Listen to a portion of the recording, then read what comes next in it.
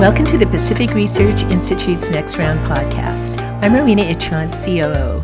Our podcast this week is a recording of a Festschrift celebration with Charles Kesler, editor of the Claremont Review of Books and professor of government at Claremont McKenna College. A group of his former students came together to publish essays in his honor in the book Leisure with Dignity, edited by Glenn Ellmers and Michael Anton. PRI invited several essayists from Leisure and Dignity to offer their reflections on Charles Kesler. Thanks for joining us. Thank you, Steve. As Homer Simpson says, liquor, the cause and cure for all that ails us. So perfect, yes. Good evening and happy festive season to everyone. Welcome to our Roast and Toast Festschrift dinner honoring Charles Kesler.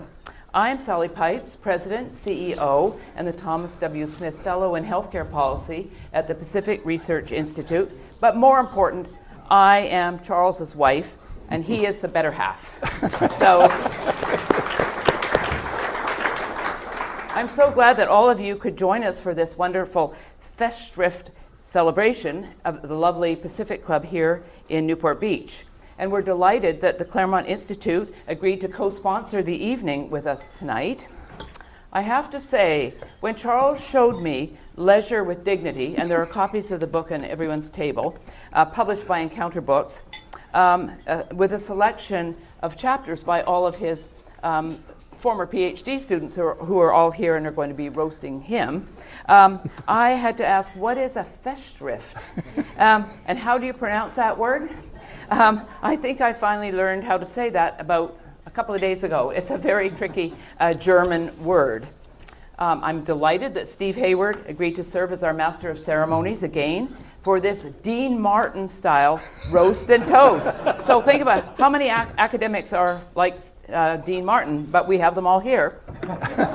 It was an innovative concept developed by Rowena Itchon, our Chief Operating Officer. She used to watch those Dean Martin debates. And I'm also forever grateful to Steve, as he is responsible for introducing me to Charles, who was a speaker at a PRI symposium on ethics and economics back in November 1993, before some of you here were probably even born. Lisa Sawyer is here, and she's here with her husband Philip Sawyer, and Lisa was at that initial conference where Heather Higgins had funded it, and how I met Charles, who of course had not actually got his speech printed out, and Lisa, to her credit, was able to figure out how to do that at the last minute. So, and thank you. It's hard to believe that was 31 years ago, and and the rest is history. So that's very exciting, and thank you, Steve. Rowena Itchon, our COO, in conjunction with our graphic designer, Dana Beagle, designed the invitation and program which you all have. Dana was able to take Ro's ideas and, with the help of artificial intelligence, turn the invitation and Charles into a Cicero-like figure and a wonderful piece of work. So it's Cicero with the black glasses. They didn't have black glasses back then, but it is very cute picture of Charles. I'm also pleased that PRI board members are here. Clark Judge, our chairman, is right here.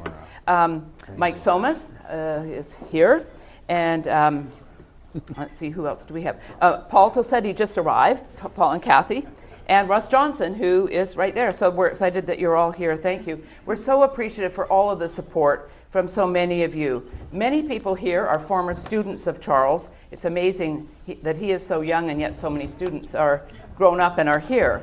And but I know I'm pleased that you're here, and I know that he is most grateful to be honored this evening.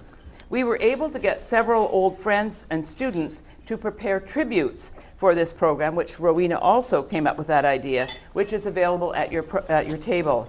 I wanted to share with you the wonderful tribute that Senator Tom Cotton, Republican Arkansas, agreed to do for me. And I just want to read it out to you because it's very lovely.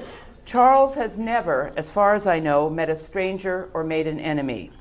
That's quite a feat in our academic and political life today. I first met Charles as a young Claremont Fellow, too young to even have a drink. Not that Charles heeded such artificial conventions. His wisdom and erudition impressed the students. His good cheer, quick wit, and amiable character charmed all of us. Charles has since taught me everything from the American constitutional traditions to how to fix a proper martini. And I still learn from him how to stop the deep philosophic truths in the cut and thrust of daily partisan politics. Charles, congratulations on this high honor and best wishes for many more years of corrupting the youth today. So I think that was a wonderful toast from Senator Tom Cotton, one of Charles's former students. So I would like to express my gratitude to the entire PRI team who worked so hard to make this evening a great success. Laura Dannerbeck, who is over there, our events coordinator, a consultant who manages our events so well. And also many thanks to the people on the Claremont team that helped us as well. We are grateful this evening to Wente Vineyards for donating the wonderful wine being served this evening. Wente has been a wine donor to PRI for our events for many, many years.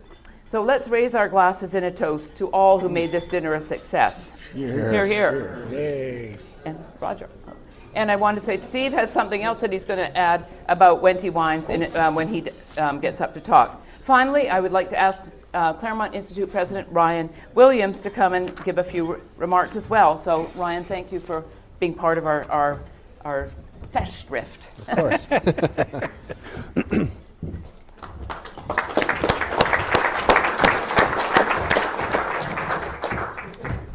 Well, thank you, Sally. I also want to echo Sally and thank the PRI team, Rowena and Laura and all the rest. We're co-sponsors here, the Claremont Institute, but they did most of the work, so that's the best kind of co-sponsorship you can have. We're very, very grateful for that. I want to thank the Claremont team too, especially Lanisha, Ann, and Elizabeth, and all the rest, and also to thank and recognize our board members in attendance: Larry Mattson, Roy Crummer, Ed Erler, Mike Malone, and I think that's it. Did I miss anybody? Raise your hand or yell at me. No, that's it. We also have many supporters in the room, large and small, so we couldn't do this work without you. I repeat this in public often, but I remind the staff that we're lucky to get to do this for a living, and we couldn't do that without you, so thank you. Keith Carlson. Keith Carlson, the one with the best jacket. Yes. Yeah. I'm sorry, Keith. I was distracted by your magnificent jacket. And forgot you were a board member. I want to thank our panelists up here, our roaster toasters, as I'm calling them. Steve Hayward, Glenn Ellmers, R.J. Pastrito, Brad Watson, and Richard Samuelson. They flew in from all over the country, literally. So that's very nice. And I think I speak for all of them in saying we wouldn't miss an opportunity to honor, share a drink with, and laugh with the man of the evening, Charles Kesler. It's a fitting setting here at the Pacific Club to honor Charles, because anyone who knows him knows that there are few things he likes more than spending time with old friends over good food and drink and enjoying good conversation. You know, leisure with dignity. Mike Anton was on our original program, but he's been at a secure and undisclosed location somewhere near Palm Beach for the better part of the last month. It's all very hush-hush. We're really not quite sure what he's up to. You may have seen, to be serious for a moment, the recent announcement that President Trump has appointed Mike to be Director of Policy Planning at the State Department. That's a position originally held by George Kennan. He'll be leading a staff of 25 people, including the 4-member speechwriting staff of the State Department, and I'm happy to report that he'll be hiring a bunch of Claremontsters.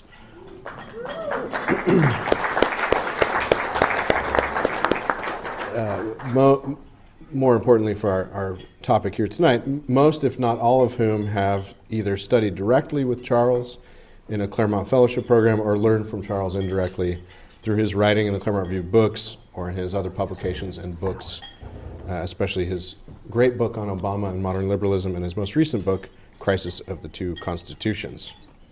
Now, I'm very grateful to Charles because I wouldn't be standing here tonight, literally, to honor and lead the Claremont Institute without Charles.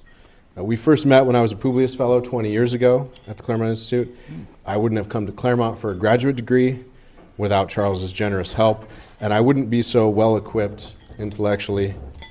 Charles can dispute this later, it is a roast after all, to understand America in all her greatness and goodness. Without these many years of study with Charles, both inside the classroom and out. And I hope to maybe kick off the night a little bit, I hope Charles will forgive me a brief roast to get us in the mood. Charles is a very busy man. He has at least 2 jobs. Many of you maybe didn't know this, but his job editing the magazine of the Claremont Institute, the Claremont Review of Books, is his side hustle, as the kids say. His full-time job is as a college professor. So on occasion, Charles has been known to flout the restrictive convention of grading graduate papers by the end of a semester. Now, it must be said, if Charles took a year after the end of a term to grade a paper, it really was only about 6 months late, because invariably some of us may have taken an extra 6 months after the end of a term to hand it in. It was a mutual society of dignified leisure, if I may put it that way. Of course, Charles's students might flatter themselves, I know I did more than once maybe, that those extra months made the paper that much better. But only Charles knows for sure, and in the spirit of the evening, I ask that he kindly keep that truth to himself. But it's an honor to be here with all of you. It's an honor to be here to enjoy this evening celebrating Charles. But most importantly, it's an honor to call Charles my teacher and my friend. Thank you.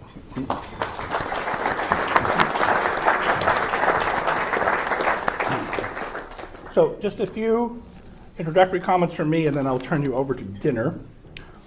I like to describe Charles as West Virginia's greatest export to California since Jerry West. But the book, as it's been said, is called Leisure with Dignity, and we, his former students, decided the best course of action would be to subject him to a little indignity in the form of a roast. In fact, in the introduction of the book, the editors said, and I quote here, "He is not infrequently rebuked by colleagues and old friends in such terms as, 'Did you see what that punk former student of yours said now?' Well, now we punks get to do some dunking on the political philosophy equivalent of West Virginia's Jerry West. I am pleased to announce that we have a very special message for Charles from Cicero that I will share with you now. Follow along, if you will. Ego creditor Hixi Riccius Gervasius et Dino Martini applicare sed rex publica philosophia fuisse inequalis ad provocatio torrendum honestus Charles R. Kesler. Okay. There's more. Vis inam meor in illis dicendi, sed hoc quoque colendum est aquilebe et temperatum Charles Oratianus genus. Et ad quidem nemini video Graecorum ad hoc contigisse, my Latin's rusty, ut idem utroque in genere elaboraret segue returque, et illud forense dicendi et hoc quietem disputandi genus. Nisi forte Harvius Manfieldus Harvardi, in hoc numero haberti potest disputator subtilis orator parum vehemens, dulcis tamen ut Theophrasti, disciplinum possis agnosere, nos autem quantum et utroque professerimus. I'm sure you're all up on your Latin, right? You don't need you need a translation? Okay, here's a translation. By the way, I'm not entirely making this up. Some of this comes verbatim from the Walter Miller. And it goes like this. I believe that if Ricky Gervais or Dean Martin had applied themselves to political philosophy, still they would have been unequal to the challenge of honoring and roasting Charles Kesler. For while their orations exhibit a more vigorous style, yet the unimpassioned, restrained styles of Charles' philosophical productions is also worth cultivating. Moreover, for the same man to succeed in both departments, both in the forensic style and in that calm philosophic discussion, has not, I observe, been the good fortune of any one of the Greeks so far, unless perhaps Harvey Mansfield of Cambridge, can be reckoned in that number, a clever reasoner indeed. And though rather a spiritless orator, he is yet charming, so that you can recognize in him the disciple of Theophrastus. But let others judge how much he has accomplished in each pursuit. Our first roaster tonight brings to mind something Winston Churchill once said about Ramsay MacDonald 100 years ago. If you don't know your British history, Ramsay MacDonald was the first socialist prime minister of Britain about almost exactly 100 years ago, early 1920s. And MacDonald was, as Churchill liked to put it, not only a socialist, he was a pacifist, a teetotaler, a non-smoker, and a vegetarian. As Churchill put it, MacDonald has all of the virtues I deplore and none of the vices I admire. Which reminds me of Glenn Ellmers, our first roaster. When Glenn arrived at Claremont more than 30 years ago, he was an irascible, hard-drinking, chain-smoking, blunt-speaking, ill-mannered youngster. In other words, the perfect graduate student. He had the leisure part down, but not much of the dignity. Fabulous colleague.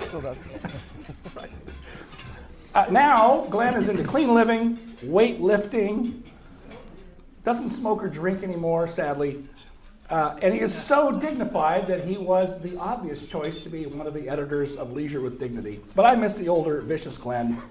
Ladies and gentlemen, Glenn Ellmers.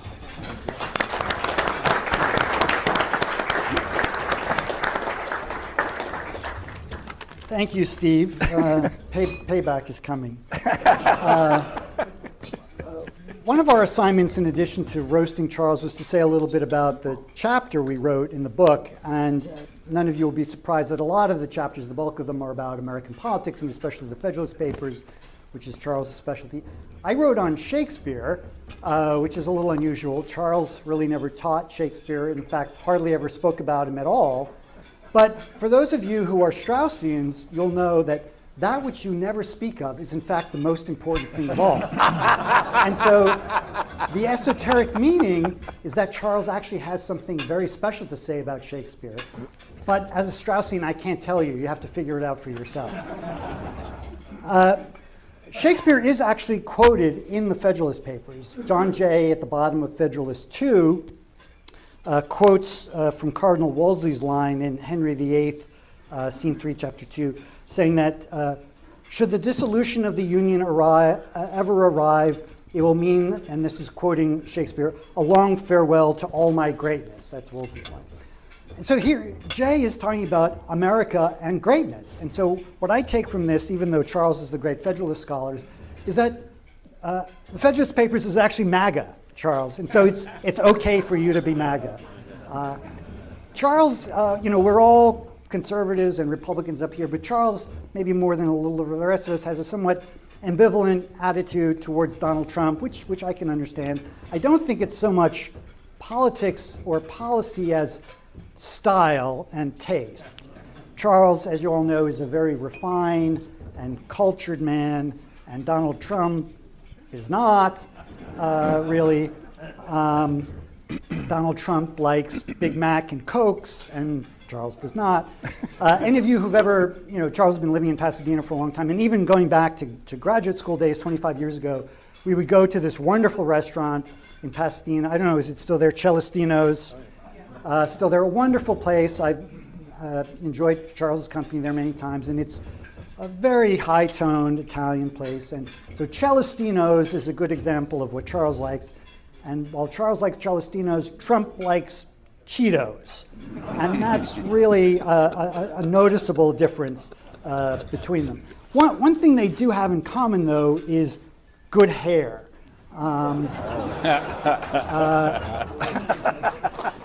Trump's is a little bit different. I mean, those of you who are political philosophy students may know this distinction. Charles's hair is by nature, and Trump's hair is by art. There's a lot of, to use a Greek word, there's a lot of techne going on there. Air Force One. In fact, you might say that Charles's natural hair is a lot like Celestino's. It's natural, it's attractive, it's substantial, whereas Trump's hair is like Cheetos, orange, fake, and mostly empty. On the subject of hair, though, I will point out, with the exception of Richard Samuelson, who's really an interloper here, he's actually not one of Charles's students, didn't contribute to the book, and I think wasn't even invited. He just heard there's going to be a room full of people that he could make puns to and just showed up. But if you stick with the people who are actually Charles's students, you'll notice that unlike Charles, there's a lot of follicular challenge going on here. And this is actually at Charles's request. He told Sally, because he is so proud of his hair and wanted to really be distinct from everyone else, to get a bunch of baldies to come up and speak. And if he was so emphatic about this, he said, and for the MC, I want you to find, Sally, the baldest guy you can get who's slightly funny. And so she came up with Steve. A genuinely bald guy who's very funny would have been Don Rickles, but he wasn't available. And so we got a bald guy who is slightly funny, and that's Steve. By the way, this is also the reason Mike Anton isn't here. Supposedly he's in Palm Beach with Trump. No, the real reason is his hair is too nice, and it would have challenged Trump. So that's the real reason. Now, I don't just want to talk about hair. I mean, Charles has other things going for him, and I wrote them down, and now I can't find them. But just off the top of my head, I think the qualities that we all know and love in Charles are his promptness, the way he takes a challenge and just jumps in with both feet and with relentless determination drives until the project is finished, turns it in early. That's the quickness with which he responds to emails. He's famous for that. Just the general drive and energy he shows is such a Charles-like quality. And these sort of sterling virtues are the things you really only get in a Harvard man. You may know that Charles went to Harvard, and if for some inexplicable reason anyone in the room doesn't know that Charles went to Harvard, just wait 5 minutes and he'll tell you. While he was there, he studied with the great Harvey Mansfield, who himself spent almost his entire life at Harvard. And just last year, we honored Harvey at an event in Dallas. We gave him, was it the Salvatore Prize? The Salvatore Prize. And Mansfield is very proud of his affiliation with that school in Cambridge, and so is Charles. And so at this dinner in Dallas, I learned, among other things, that Harvard was founded in 1636, which was 388 years ago, which is about how many times Harvard was mentioned by Harvey and by Charles each. So I think I'll stop there and leave time for the others to speak, and just ask you to all join me in celebrating our good friend with his Harvard hair, Charles Kesler.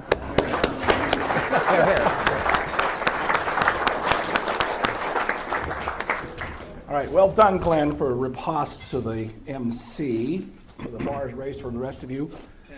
And so, as was already mentioned by Ryan, Michael Anton couldn't be with us tonight, but as I put it, Flight 93 has landed at the State Department, where the so-called striped pants set of the Foreign Service are soon to meet their sartorial superior. Yeah, not to mention someone with a much deeper grasp of Machiavelli than anyone in Foggy Bottom, which ought to send shudders of terror through there. I would love to be a fly on the wall for all of this in the next couple of years. So his replacement on the program is R.J. Pastrito of Hillsdale College. Now, what should be said about R.J.? Maybe this. Anybody remember a guy named Glenn Beck? Yeah, a little bit, right? So Glenn Beck took a liking to some of R.J.'s books about Woodrow Wilson and progressivism. I don't know where R.J. got these outlandish ideas about Wilson. It's a mystery to me. And Glenn then had R.J. on his show several times and talked about him a lot. Anyway, shortly after Glenn Beck discovered R.J., Beck was summarily fired from Fox News and has never been heard from again. As Cicero might say, post hoc ergo propter hoc. R.J. Pestrito.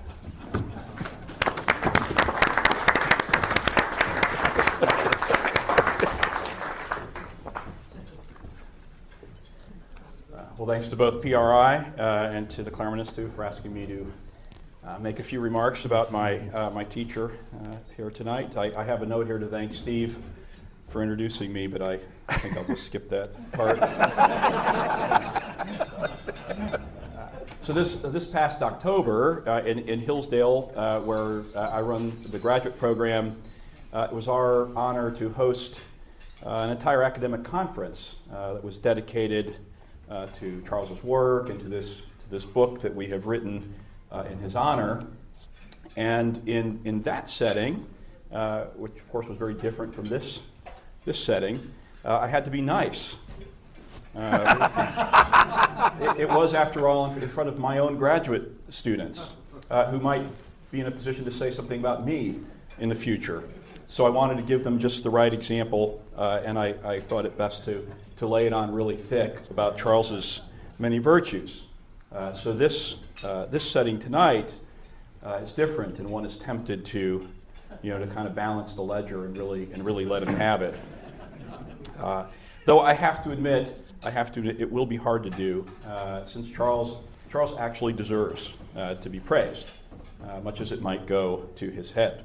So, many of you know Charles as the editor of the Claremont Review of Books, and because of that, I thought, well, might be more useful for me to say something about the other hat that Charles has worn for even longer than he's been editor of the CRB, his hat as a college professor, where I am one of only two people to have be able to make the claim to have studied under Charles's direction for all three of my degrees, for the bachelor's, master's, and PhD. Matt Spalding is the other one, for those of you who know Matt. So I've got a lot of material that I can draw on, and I suppose the first thing I would say about those years, when thinking back on them, is really that we all, those of us who studied with him, we all wanted to be like Charles. Charles was our example in many things, not just intellectually, not just academically, but in many ways. And academically, Charles was of course, our brilliant teacher. He was our guide in an approach to the study of politics that was rather unique among the broader group of scholars who had been influenced by the great political philosopher Leo Strauss. The book that we have written in Charles's honor kind of reflects this.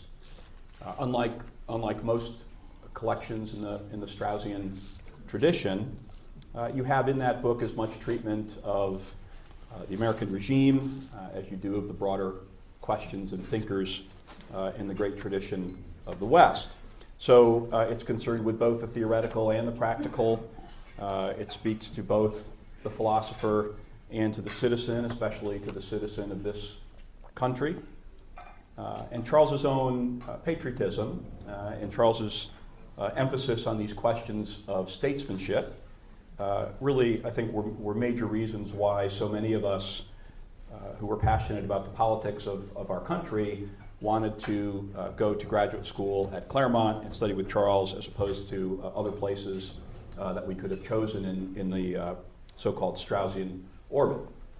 So I said a moment ago that we all wanted to be like Charles.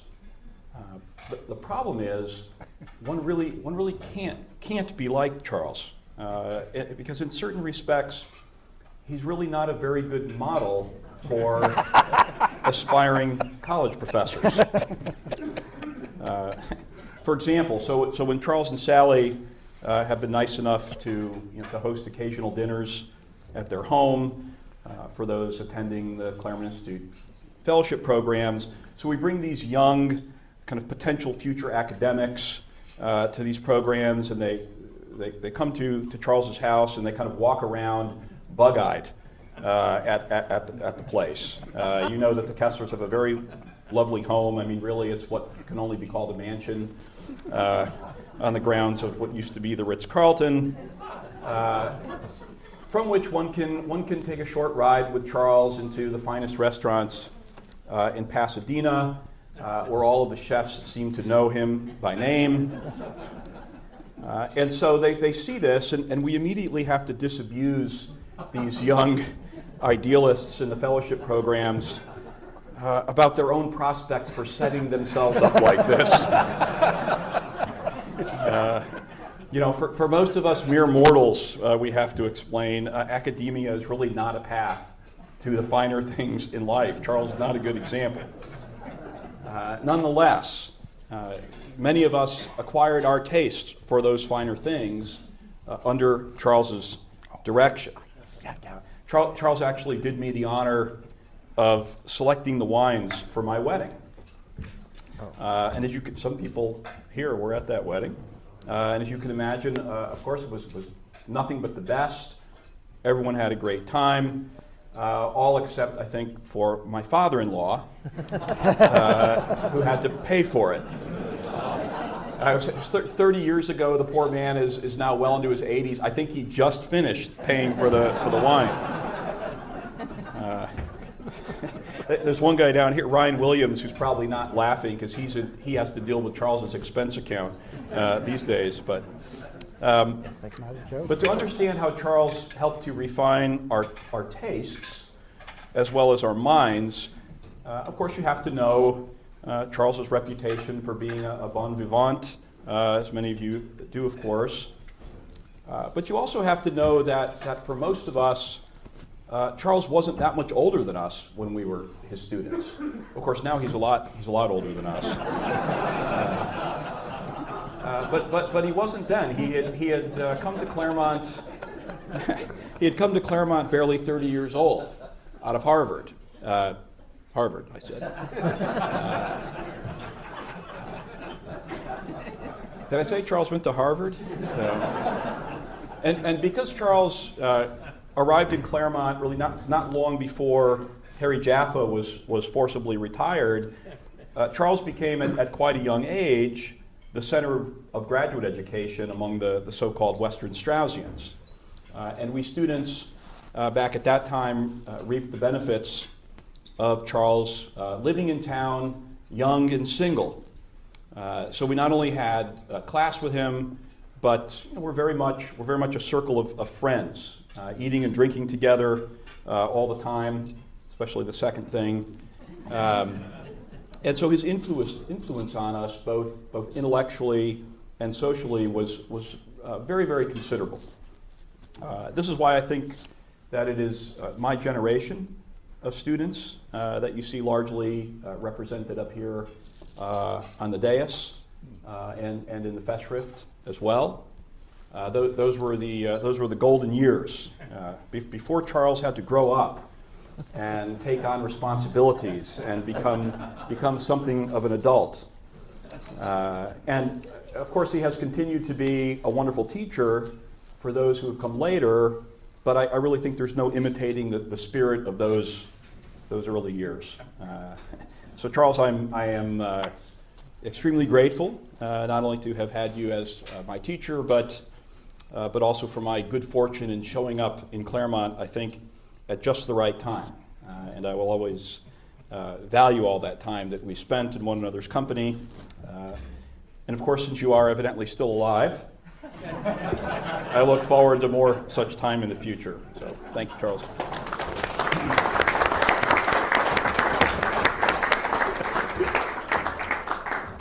So something RJ said, actually I've been meaning to ask you guys about this for the longest time. I do recall a story of the great James Q. Wilson visiting your home there in Pasadena and noting your oven in range. Why this came back to mind is I recently renovated my house. So the question is, how many burners do you have on your range? Is it a Wolf or a Viking? I can't remember. It's a Viking. And how many? Eight. I tied you. I put in a Wolf with 8 burners, damn it. Because I actually had to get my building permit in literally the afternoon of December 31st, ahead of San Luis Obispo County's ban on new gas stoves, which was later invalidated, but I want to make sure that I could have my, okay. You want to feel the burner? Steve, you didn't mention that Jim Wilson said your stove costs more than most people are paying to buy their first home. Yeah, no, I wasn't, did y'all hear that? Jim Wilson said that stove costs more than most people's first home. So did mine, by the way. That's, And so Richard, what did you say, feel the burner? Is that what you said? This is perfect. Richard Samuelson is our next speaker. And as everyone knows, in every vaudeville act, there's someone standing off at the corner of the stage with a hook. And we have a trigger hook prepared for Richard, because you never know what Richard Samuelson is going to say. That's partly because Richard Samuelson doesn't know what he's going to say, even halfway through a sentence he has begun. I've sternly warned him that he is to observe a strict ration on his legendary groan-inducing puns, a couple you've heard already, at least, lest he make me pull the trigger on the hook. Make a pun out of that, Richard Samuelson.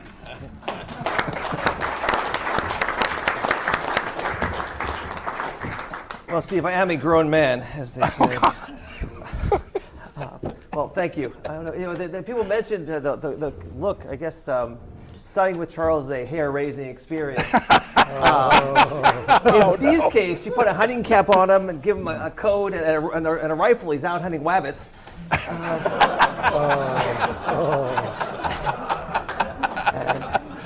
But where's his Ziggy? I can never decide. As was mentioned, I was not actually a student of Charles's, so I never had him grade my papers late. But I did. Charles brought me out to Claremont after I had my degree in history, or my degree in history was history. And yes, at San Bernardino, I did put a sign that said "the waste bin of history" and put it on the trash can in our office in the history department. So my postdoc, of course, as Mrs. Watt, didn't show up like a normal postdoc at the start of the semester. It showed up halfway or 2/3 because, as we know, Charles is about efficient as Amtrak, or as Sally might say, Canadian healthcare. I figure that's because he's editing, and he wants to make sure the copy is perfect. Charles is the great editor. And it's because of him, the Claremont Review of Books is a high-capacity magazine. Or as they say, it puts the MAGA in magazine. Is the other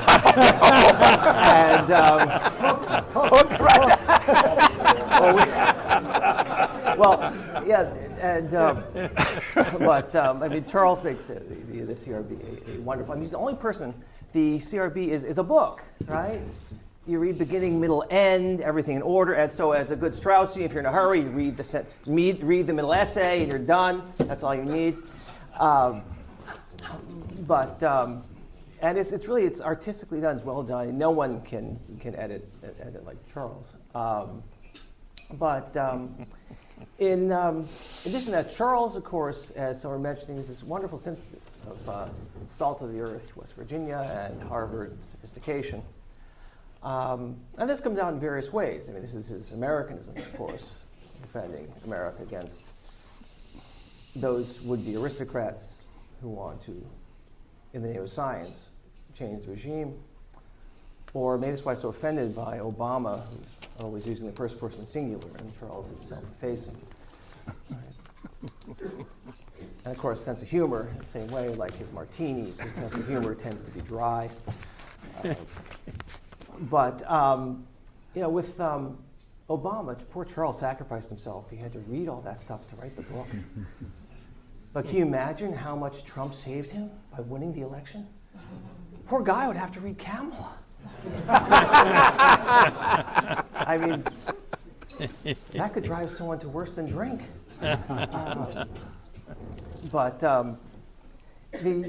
So the thing about Charles, everyone said, it's I had a postdoc with Charles and grateful. That was a few years ago, and I was thinking, in honor of one of his mentors, William Buckley, we can call this evening the unmaking of an editor. in honor of his great book, The Unmaking of a Mayor. Of course, Buckley said, what will he do if you win? And he said, demand a recount. Charles is too gracious to decline a roast. He would decline a roast. He's no chicken. Oh, no. Oh, is that foul play?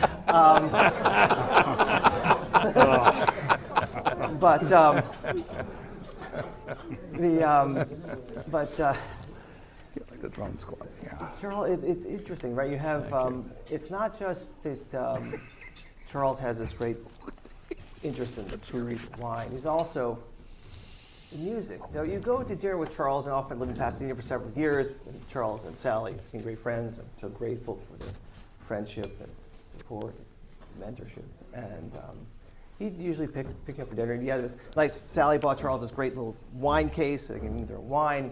And we're off to a fine dinner in, Nouvelle or French or Italian. And what are we listening to in the car? Well, Willie's Roadhouse, the classic country station. Right? Charles is the only man who knows the wine pairing for Haggard and Jones. Right? You're talking down my Cabernet, you're getting on the fun inside of me. Is that it?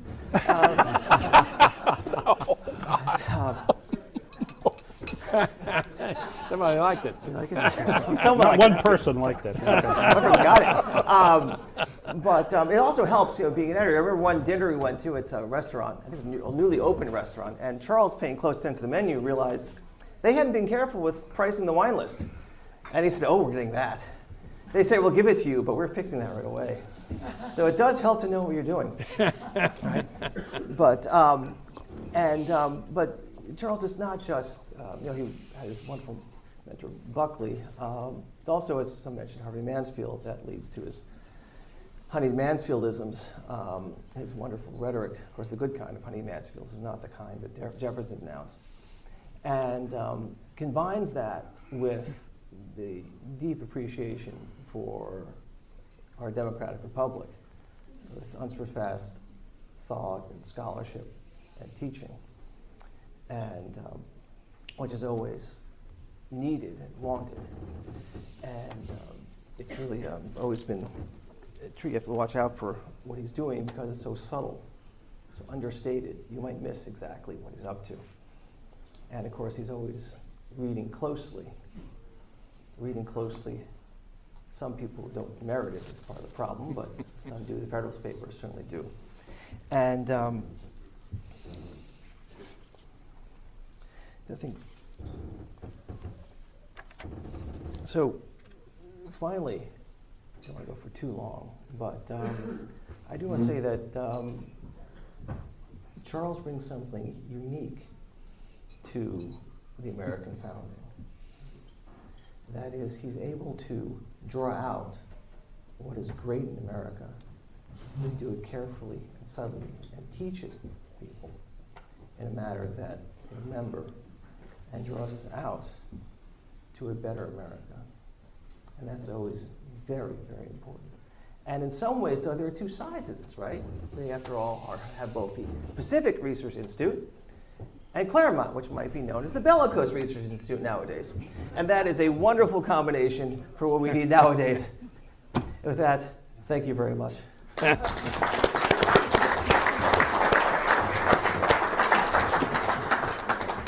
Well done, Richard. I kept the extendable hook firmly in my pocket. I want to introduce our final roaster with a reflection that if Donald Trump had been president 35 years ago instead of today, it's possible that both our next speaker, Brad Watson, and Sally Pipes might not be with us tonight. Both Brad and Sally are Canadian imports, and a 25% tariff might have barred their entry, not to mention Trump's ingenious suggestion of annexing Canada, I hope to make it a penal colony for all the Hollywood celebrities currently choosing self-exile there.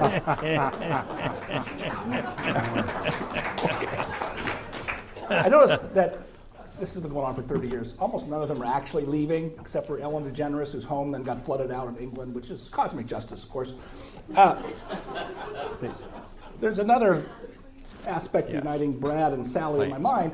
Brad Watson lived for a long time in Latrobe, Pennsylvania, the home of Rolling Rock beer. It hardly gets any better for Heartland American lager than Rolling Rock. It's also where we used to see the empty, dedicated parking space for Arnold Palmer at the local country club. And I do remember, it's like 30 years ago now, Sally, you and I tromped out to Latrobe early one morning to visit a foundation friend. Thank you. And it's a very bucolic location, but it's pretty sleepy and it was cold. It was a fall day around this time of year. And I recall that when we stepped out of the car in a small and sleepy downtown, Sally looked around very anxiously and said, "I don't think there's any cappuccino here." There wasn't. And she was steamed? Uh-oh. No, you've run out of your quota. I told you. We don't believe in quotas. Oh, no. What am I going to do? Somebody find my hook.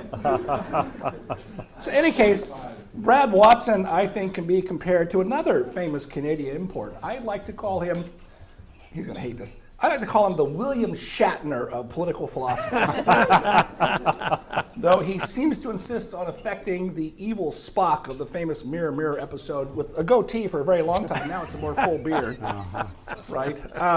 But I will say this, the defection of both Brad and Sally from Canada maybe helps explain why Canada is even worse than California. If they'd stayed, maybe it'd be better, but they left. And as Cicero might put it, post hockey ergo propter hockey. Brad Watson. See, that's not good, Richard.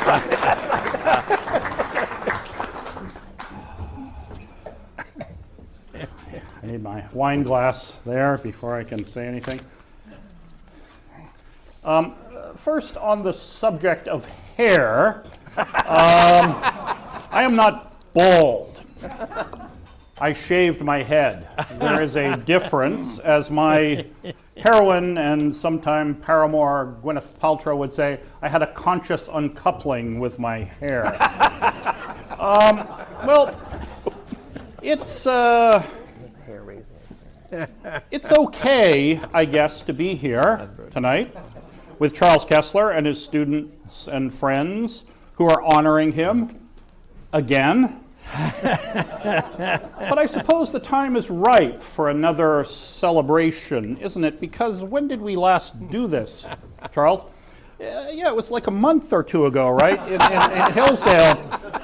Seems like only yesterday, because it was.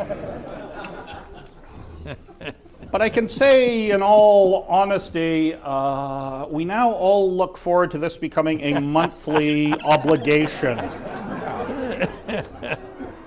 Kidding aside, I think I speak for everyone gathered in this room to say we could use more leisure and more dignity. I was a very young man when I met Charles in 1990. I was more used to flattering my teachers then. Like everything else, it's much harder now. But liquor helps. By the way, this isn't liquor. If this were a proper event, there'd be liquor, but in the absence of liquor, wine helps.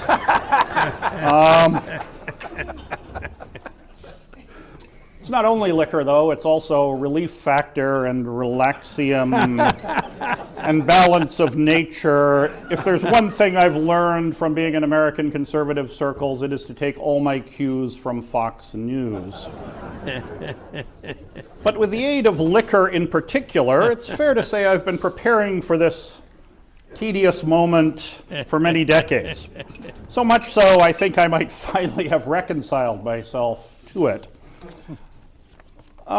Indeed, even as this evening has worn on, and on, and on, things have improved for me as I've consumed more, as it were, liquor.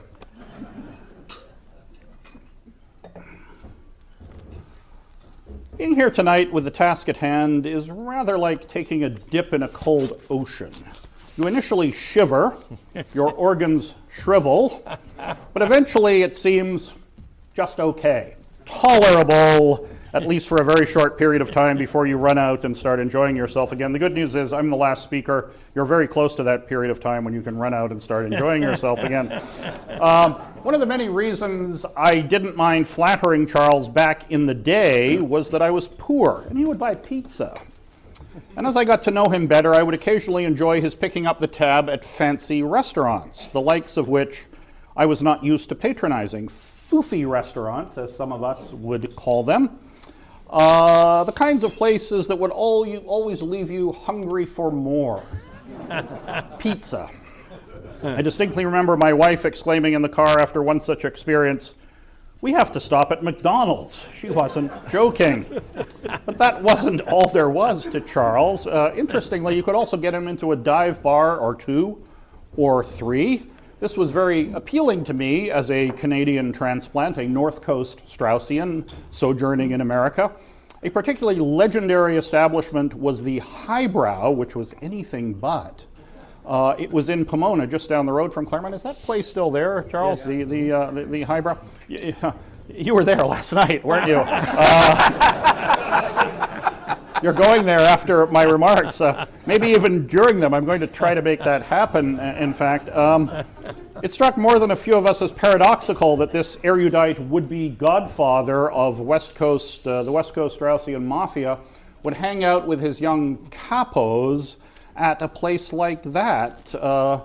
And he'd be just as happy doing that as he was perusing a lengthy wine list at some foofy French brasserie. There are two things in particular associated with the Highbrow that still stand out in my mind several decades after they happened, and they'll give you some sense of the man, and particularly the students he attracted. They are each in the category of my whole life led up to this moment.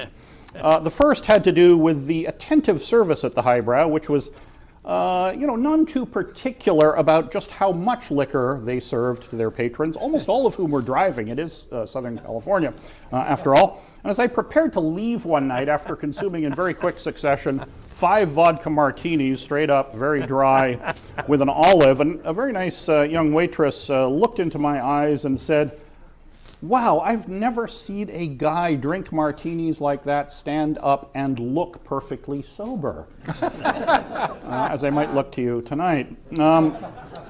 Drinking was important to being a successful Kesler student, but so I think was being a sober drunk. Charles, after all, was engaged in serious business. The second thing had to do with the fleeting nationwide fame that the Highbrow enjoyed. I was just talking with Ryan Williams about this earlier tonight. I remember one night as I don't know what I was doing exactly, but probably preparing for PhD comprehensive exams or some such minor thing, but I was consuming incredible vast quantities of liquor, and I was watching an episode of the then popular reality TV series Cops. Some of you might know this show.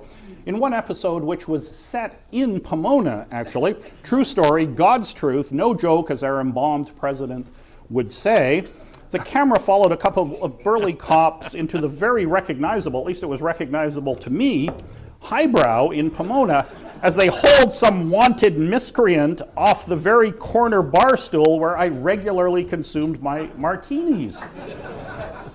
I exclaimed to those present, perhaps even my frowning wife, "That's the Highbrow, that's my stool." True story, and was that Charles in the background video? Unclear, it might have been. As I say, my whole life came together at that moment. And that was Claremont in the 1990s. I remember thinking I was born for this time and place, and so was Charles. But Charles wasn't only about foofy food, wine, beer, and martinis. He was also about other drinks. He, in fact, introduced me to that simple and delightful nightcap drink, the Greyhound, vodka and grapefruit. What could be better for a simple country political philosopher like me? I'm deeply, by the way, indebted to him for that. It proved to be better and more effective for me even than Relaxium. After only 6 to 8 Greyhounds, I can still fall asleep very easily. And so the formal cause of this Greco-Roman masterpiece that you see before you tonight can be traced to Charles's teaching. It's worth noting that in social settings, Charles was very much like me, I think. He was notoriously enjoyed drinking more than talking, at least about serious things. I think we were destined to become friends. And speaking of balance of nature, I remember one of the few times Charles attempted to make a serious philosophic point in a bar, which is rarely a good idea, as I have discovered on more than one occasion. The place was Lord Charlie's on Foothill Boulevard, which I believe is no longer there, actually. Charles was attempting to make an ontological point, to highlight what is by nature, to illustrate something both universal and characteristic of the categorical distinction between man and the rest of creation. In addition to the logos, human beings are the only creatures, he claimed, that engage in sexual congress face to face. To which I exclaimed, "Speak for yourself, Charles."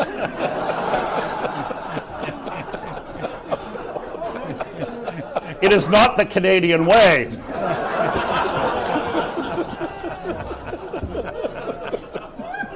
It's the one and only time I was pretty sure I decisively refuted anything Charles said. I even idly wondered if fellow Canadian Sally knew what she was getting into. This weird American thing, that face. Furthermore, it's not even empirically true. The internet, which didn't exist then, has since informed me that the bonobo pygmy chimp mates in the same way. Why on earth would anyone want to emulate them? Americans, even though I've been one of them for a long time, they're still very hard to understand. However, I think I might also have learned from Charles that while nature sometimes errs, that doesn't change the natural law. For example, Canada exists. Trudopia still marches to the beat of its own drummer. The odd exceptions to the laws of nature and nature's God do not vitiate the rules. In some ways, they make them even clearer. So perhaps I didn't quite refute him after all. I'd like to close with some actual truth, not Biden truth. I spent the most formative years of my adult life at the edge of the desert in Claremont, California, thinking and drinking. Both activities, with their shared telos, came together perfectly in the very first graduate seminar I took from Charles in the fall of 1990. If you had told me then that the merry band of intellectual warriors who gathered with him at the edge of that desert would accomplish what they have accomplished, I never would have believed you. Collectively, the members of the Claremont School have had some large influence on the thought of a very large republic, and certainly an influence on creating a new conservative movement, one more in touch with the anchoring truths of that republic, as well as the concerns of the ordinary citizens of that republic.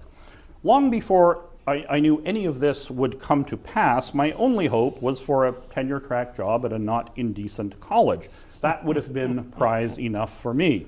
But thanks to Charles, teacher, editor, friend, we've been able to do much more. Certainly my own career trajectory in the world of conservative thought and institutions would have been impossible without Charles and his students, who are now his friends and my friends in the highest sense. And in return for all of this, all I ever did for Charles was invite him to annual Canada Days with a Z, parties that the Watsons used to throw. And there I introduced him to the uniquely Canadian beverage alcohol concoction known as moose milk. Somehow, I think I might have gotten the better end of the deal. But enough said. As I have remarked, Charles, like me, enjoys drinking more than talking about serious things out of school, as it were. And so, if I could offer an early toast, I honor him as we both prefer. To my dear friend, Charles Kesler.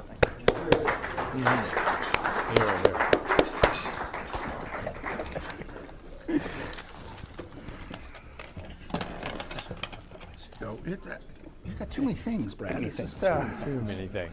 Although I do have to say, Brad, Thank you, I could have done without hearing about your stool.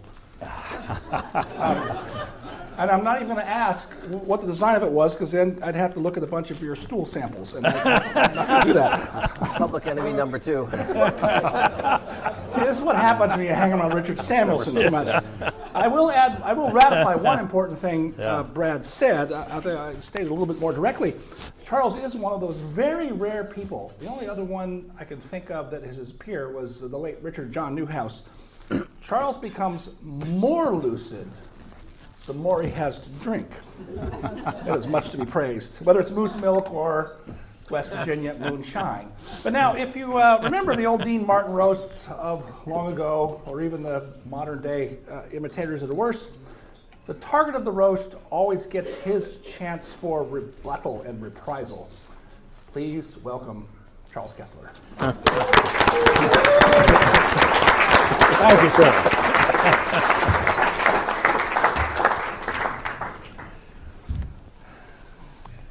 Well, ladies and gentlemen, it's a great, I suppose, privilege to be here. And I appreciate the genius of ideas that led to this roast. It seemed like a good idea at the time, as many genius ideas do. I at least have enjoyed it, but then it has helped me to achieve that state of elevation which only a few American politicians have been able to achieve. I am now unburdened by what has been. I've completely come to terms with my past and the role played in it by my good friends and colleagues here who have manifested their interest in hair and other important questions tonight. I suppose I should begin. I have some, I will reassure you that I actually do have some remarks, which I'll get to in just a moment, but first I have to respond to some of the remarks that have preceded me. First, I couldn't begin to say enough about Steve Hayward's Latin.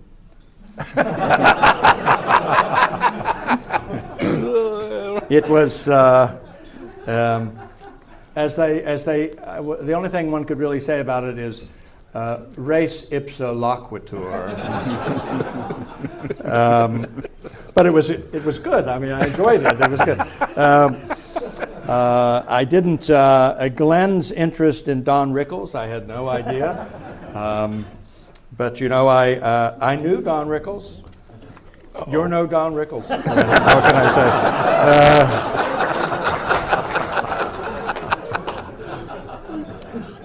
say? It's true, as RJ said, that I did help him select the wines for his wedding many decades ago now. It must have been, the wines must have been effective. He's still married. He has 8 children, I believe, at last count. I did not select his bride for him. That I thought was a bridge too far, and he didn't need any help anyway. But Barbara is a lovely woman, and they're about to go to the old country, Sicily, for their vacation in this summer. Is that right? Spring. Yeah. Well, you know what? When you marry you're not actually a Sicilian, are you? Well, No, you're an American. But did your family come from Sicily? Yes. No. All right. Well, you know, if you marry a Sicilian, you know, what can I say? You have to expect centuries of Sicilian culture to emerge, and in the most painful way possible. So. I won't respond to the charge that I'm not a prompt emailer. That seems to me to be de minimis, if I may. You'll respond next week. Another, yes. No, Glenn Ellmers emails me saying Charles hasn't responded to my email. I know. What kind of person would mail your wife to say, your husband has not responded to my email? The kind of person who's trying to get in touch with you.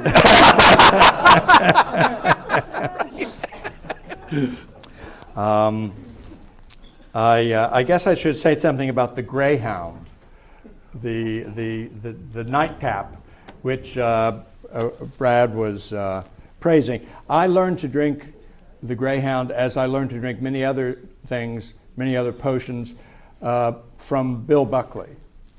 He was a great friend of mine whom I met when I was 16, and we started a kind of a correspondence and a friendship which lasted almost until the last day of his life in 2008. Sally and I were visiting him the month before he died in 2008. We were there in January. He passed away in February. And it was an unusual relationship because it was one of those things which Aristotle would call an unequal friendship. He was much,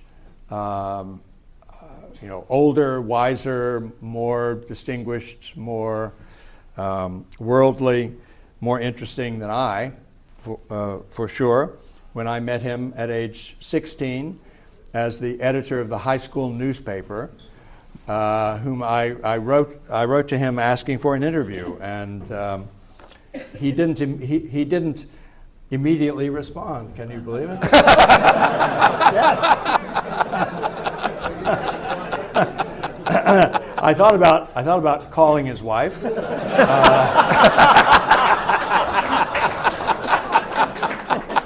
But that seemed a little desperate, So I just waited, and he was coming. The occasion for this invitation or this request of mine was that he was coming to West Virginia, not a place he would have found himself very often, to give a speech at a little college near my hometown. And so he was a target of opportunity. He was nearby. I wrote him asking for the interview. It was Sunday afternoon. He was to show up for the interview for the lecture on Monday afternoon. So my window of opportunity was closing rapidly. And I didn't hear from him. The mail had come and gone on Saturday. There was no mail on Sunday. And so it looked like my efforts were in vain. But suddenly, late that afternoon, Sunday afternoon, a Western Union van pulled up outside my little house in West Virginia, and a man in a Western Union uniform, sort of brown and yellow, as I sort of remember, not the most, attractive colors, but still, got out and came up to our front door and handed me a telegram. Still the only telegram I've ever received in my life. A telegram from Bill Buckley saying, we can do the interview in the car together as after the lecture, as he was, as a reasonable man might, getting out of West Virginia as quickly as possible after the event. And so that's what happened. I couldn't respond to him. I didn't know how to send a telegram. So I showed up the next afternoon, and he was there. And we rode together. We were driven together to the airport and had a wonderful interview. I was loaded for bear. At that age of like 16, I had read every book by Bill Buckley. I had watched Firing Line. I was up to date on all matters Buckley. And so it was a good interview. I think he was surprised by how much I knew and what I asked. And then his plane was delayed, and so my interview extended for another hour. And that was the beginning of our friendship and the beginning of our relation. At the end of the interview, there in the bar at the little bar in the Charleston, West Virginia airport, he asked me where I was applying for college that year. And I sort of regurgitated my short list of schools, at the end of which he really flabbergasted me by saying, "I'd like to write you a letter of recommendation for Yale," his alma mater.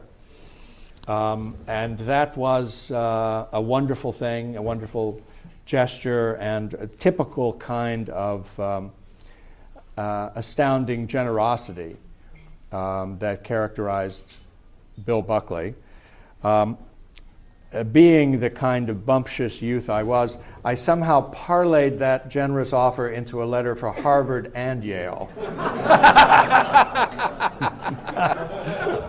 And in the end, I didn't go to Yale, I went to Harvard.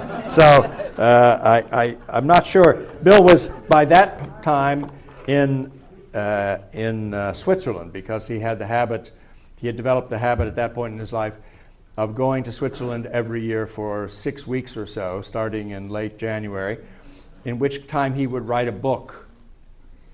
I mean, not begin a book, I mean he would write a book, which is an astounding enough thing in its own right. But he went there, and so he was incommunicado because there was no internet. There was no, I mean, you couldn't call him. I mean, that was inconceivable. And so I did send him some letters in which I explained my dilemma. Should I go to Yale or to Harvard? You know, what advice could you give me? But alas, or maybe fortunately, he never got those letters or responded to those letters in time to make any difference in the direction I was going. I didn't know, of course, like this is true of every student applying to college, you really don't know what you're doing. You don't know what you're getting yourself into. But I was very lucky because I made the right decision. And I say this not because I'm a great fan of Harvard, unlike some of the criticisms or comments directed in my way, but because the real reason I went to Harvard was I fell in love with Boston. And compared to Boston, which I'd never visited before, I went there to see Harvard to make this decision. I went to New Haven. And it turns out I'd never been to New Haven, Connecticut either, but I didn't really ever want to go back to New Haven. And so that's how I made that easy decision. Well, let me say now a few things a little more connected or formal. So tonight's happy celebration wouldn't have been possible without this wonderful book of essays, Leisure with Dignity, assembled with Machiavellian secrecy and cunning by Michael Anton, currently somewhere outside of Washington, D.C., and Glenn Ellmers right here. Now, when Ryan Williams spilled the beans to me about this clandestine volume, I immediately shared this astonishing news with my wife. Sally's reaction was innocent and skeptical. As she said tonight, "What," she asked, "is a Festschrift?" After I tried to explain it, she did not coo lovingly as I'd imagined. "Oh, darling, you are so young to be awarded such a great honor." Instead, she said rather brusquely, I thought, "Why did they call it Leisure with Dignity?" And although I think of myself as a patient husband, my response was merely this. I said, "Well, it's a better title than Leisure Without Dignity."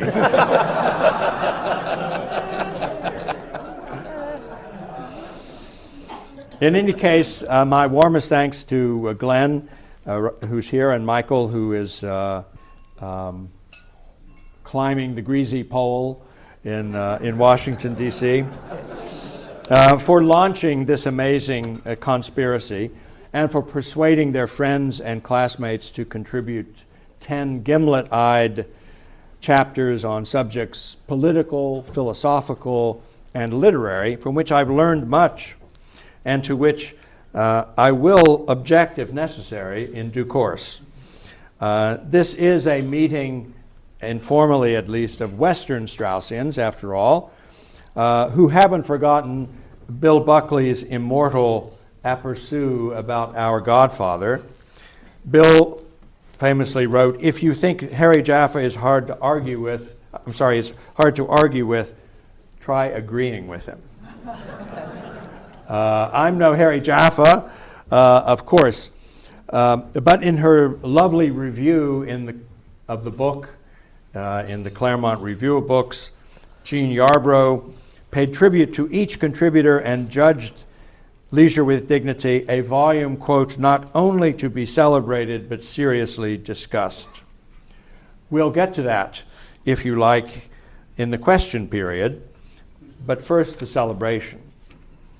Tonight's gathering began as a glint in the eye of my beautiful and indefatigable wife, Sally, who thought that the private launch of the book already mentioned, magnanimously arranged by my students last October in Notre Dame and at Hillsdale College, especially R.J. Pistrito, who was the maestro of the latter celebration. The private launch of the book was not enough, Sally judged, but there was more Festschrifting to be done, whatever that meant exactly, closer to home and in public. So she invited the Claremont Institute, ably captained by my friend Ryan Williams, to join her Pacific Research Institute in throwing a hell of a party in honor of yours truly. She turned, as she explained, to her COO and right hand, the lovely Rowena Itchon here, to help devise a plan and put it into action. Ronald Reagan once joked that people complain his administration's right hand didn't know what its far right hand was doing. They'll never say that about Sally Pipes' administration. What you have enjoyed tonight is primarily the handiwork of these two ingenious women and their many and merry helpers, who deserve a very warm round of applause right now.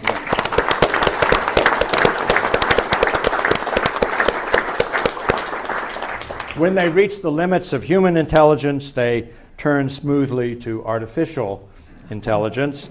As Sally mentioned, Rowena created the program's cover art by giving ChatGPT my photo and the command, Roman bust.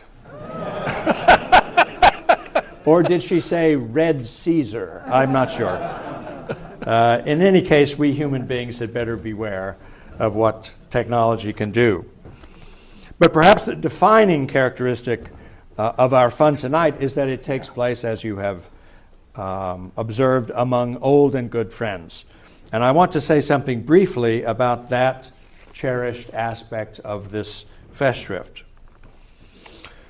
To wrench badly out of context one of Wordsworth's memorable lines concerning the French Revolution, so good that he used it in two poems, 4 decades apart. Bliss was it in that dawn to be alive, but to be young was very heaven. Claremont, when we were all there and young, may not have been almost heaven, but it was, as Bill Buckley said wryly about my home state of West Virginia when I met him many years ago, well, it's several thousand feet closer than Connecticut. Happiness, according to Aristotle, depends not only on virtue, but also on good fortune. How lucky we were to be in Claremont when it was at the height of its powers as a school of thought and as a place to learn important things. It was not merely the presence of Harry Jaffa, though he was central to it, that made Claremont glorious. It was his allies, critics, and debating partners, Harry Newman, Bill Allen, Leonard Levy, Harold Rood, Tom West, and Jim Caesar, among others, all too briefly those latter two. And of course, these students, including those who couldn't make it tonight, and earlier ones from the 1960s and 1970s, who had founded and directed the Claremont Institute in the beginning, especially my old friend Larry Arnn.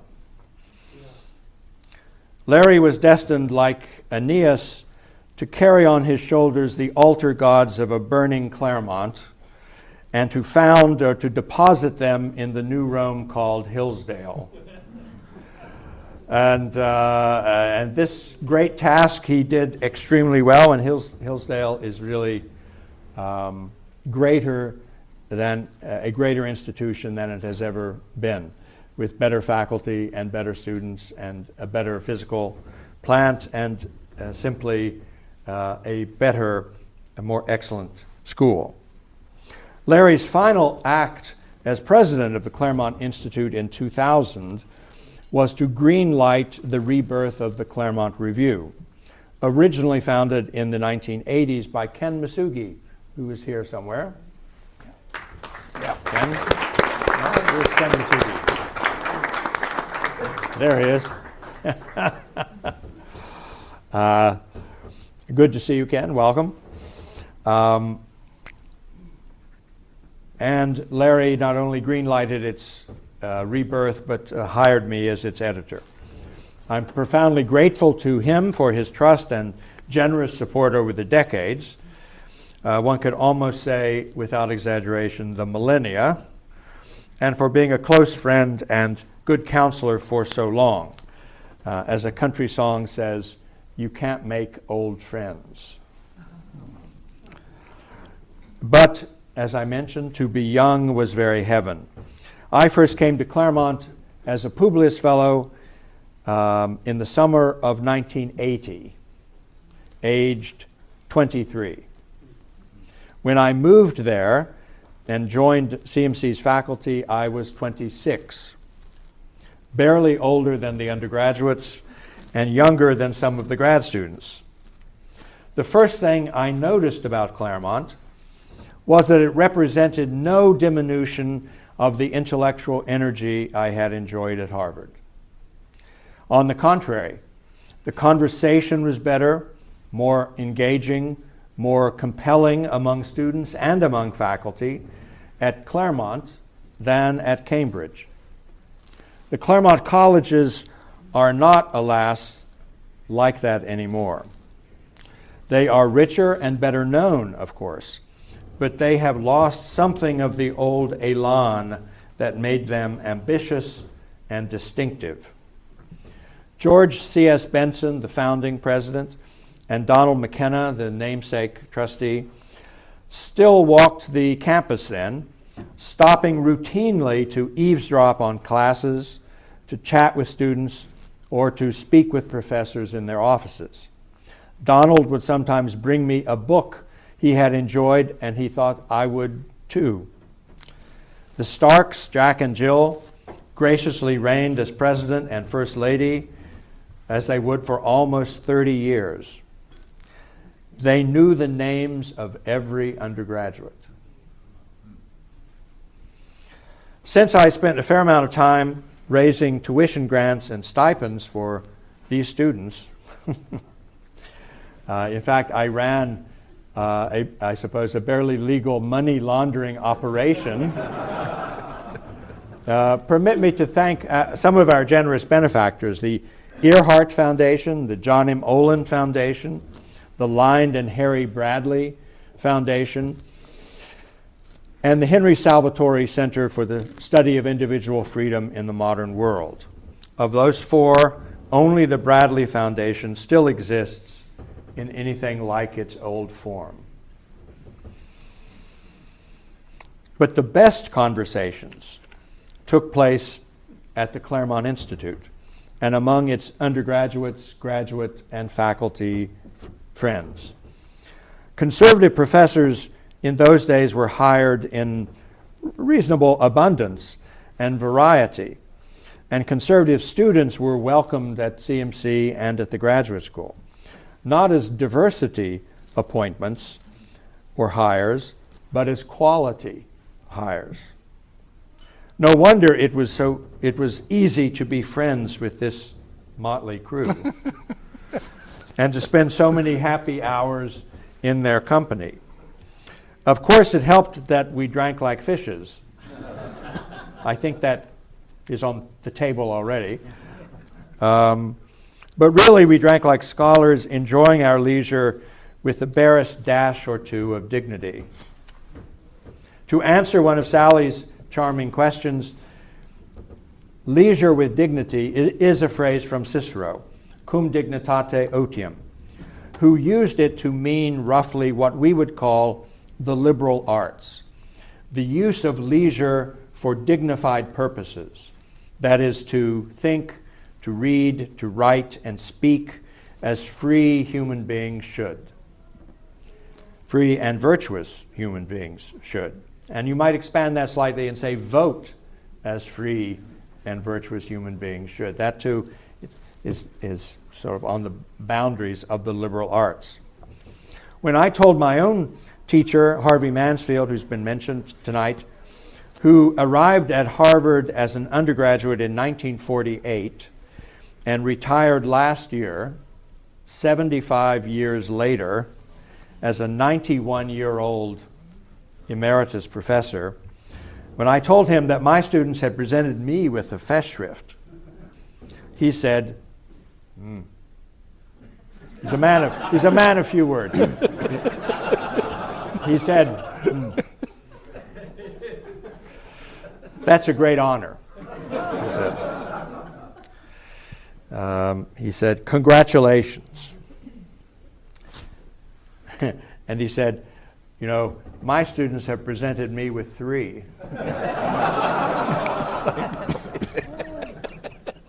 Despite my comparative youth then, tonight is a great and enviable honor for which I am hugely grateful to everyone up here, to everyone who contrived that this evening should exist, and to all of you, my friends, who have made it out to hear this roast and soon a toast.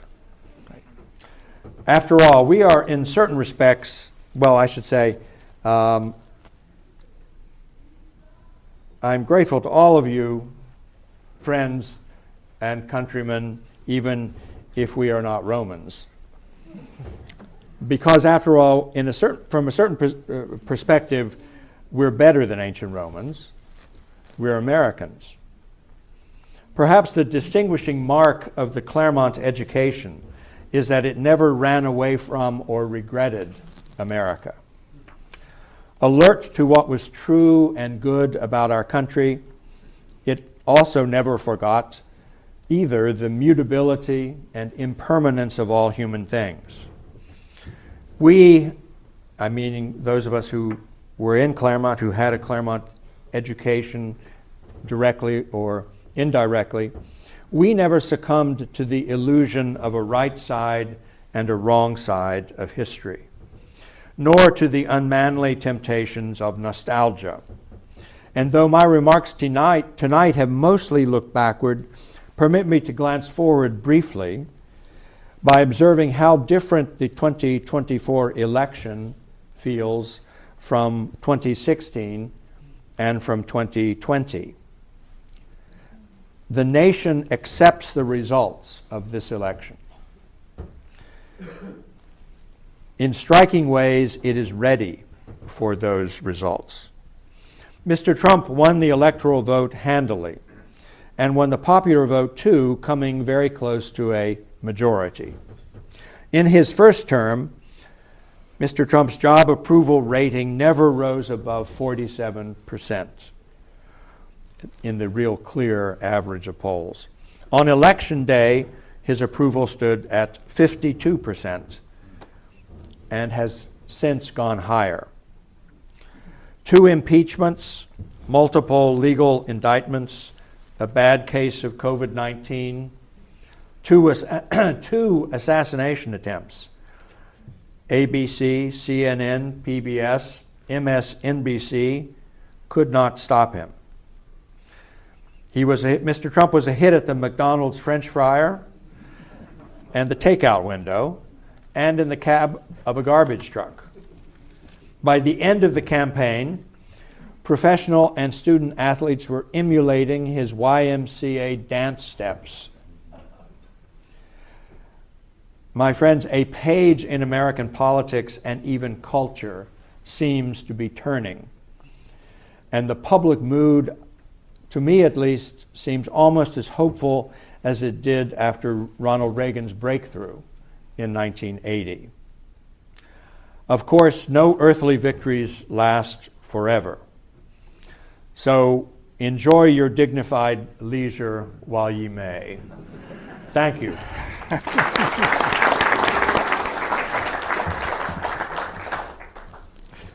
I will just add that I think Sally's instinct about Festschrift is correct. In this sense, Festschrift is the only German word that Claremonters allow themselves to use. All other German terms are banned. Right, so, right. And you mentioned, by the way, I had in mind to do this, you mentioned Ken Masugi, the first editor of the Claremont Review of Books, is with us. Several others from, I guess you might call them the old days, are here, editors here with us. Julie Ponzi is part of that generation when Charles arrived in the glory days of the 80s and early 90s. There's 2 or 3 others here I'm overlooking. Michael Colchin, I think, were you here then at that time? Where are you hiding? Back there? Yeah, no, okay. I may have misplaced you. But it now falls to me, and you all will have some glasses of champagne that have been delivered to your table. It falls to me to offer a proper and serious toast, which goes as follows. And then we'll have some time for your questions. So, Henry Adams wrote once that a teacher affects eternity. He can never tell where his influence stops. So in their editor's introduction to the book, Glenn and Michael Anton offer the bold suggestion that Charles's place and influence should be thought of in Hesiodic terms, the different ages of metals. The Bronze Age is suggested for Charles. But I actually think that you could also put him in the line or the metaphor of apostolic succession. He's mentioned Harry Jaffa, by the way. So I did think earlier that we ought to make a proper land acknowledgement that these proceedings are taking place on the ancestral lands of Harry Jaffa. Okay. In any case, in thinking about a concise but still proper salutation for this toast, I dusted off an essay of Charles published exactly 40 years ago, 40 being one of those key biblical numbers, right? And it was in an earlier Festschrift in honor of Harry Jaffa, published in 1984. And I think the essay there, you can correct me maybe, Charles, if you want or not, I think that essay 40 years ago was maybe his first critique of Woodrow Wilson and progressivism. Mm-hmm. And he noted in that essay that the progressive experiment was based on a supposed new knowledge of history that sought to supplant the older understanding of good and evil, repeating, as he suggested, the hubristic experiment of Adam and Eve in the garden way back when. He wondered, and I quote him now, whether these latter-day political experiments portend a similar disappointment and a like rebuke? ? This remains to be seen. Already they have proceeded with occasional interruptions for more than a century, end quote. Well, the current moment, as Charles just suggested rightly, in the most recent election, certainly represents a rebuke of many aspects of that experiment. And whether this rebuke does indeed indicate a turning point or is enduring, or whether it will be seen decades from now as yet another occasional interruption, well, that does remain to be seen. But I think we can say that getting to this moment, a moment where a fight for the older way of thinking and living is possible once again, and that few have made as important a contribution as Charles. And for that, we drink to his example of encouraging as the editors say in the book, a healthy love of honor and a natural attraction to excellence. Please join me in drinking to Charles Kesler. Yeah, thank you. If you like this episode, please tell your friends and subscribe to PRI's podcast at iTunes, Google Play, TuneIn, iHeartRadio, and Spotify. And when you're on these platforms, don't forget to give us a big 5 stars. If you don't subscribe to any of these, you can still listen on PRI's YouTube page, youtube.com/Pacific Research 1. That's the number 1. Thanks for listening. I'm Rowena Ichon. Hope you'll come back again for next round with PRI.